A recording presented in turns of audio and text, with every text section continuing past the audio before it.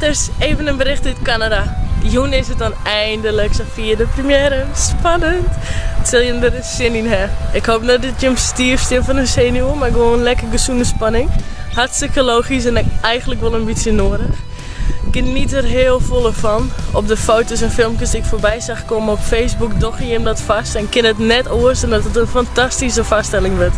Ik ben heel benieuwd naar de verhalen van Owees je hem heel volle willen, heel volle toy en geniet ervan. Dikke tuut.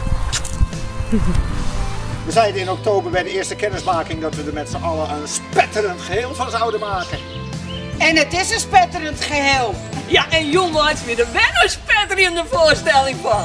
Ja, van publiek, van ons, ja, van iedereen en van jezelf een spetterende jong. Dus van spelers tot cheerleaders, tot crossers, tot popcorn. Wie ik allemaal met mij doe, succes! Je bent een geweldige groep en wij wensen je met z'n allen een dikke toy! Ik meid het even als een grote familie, krijg ik er ook een beetje bij, hè? Dus ik zeg levenskarten. Alles wat acterend personeel is, ik neem die zelf nog wel gauw eens even dramatisch personeelslid.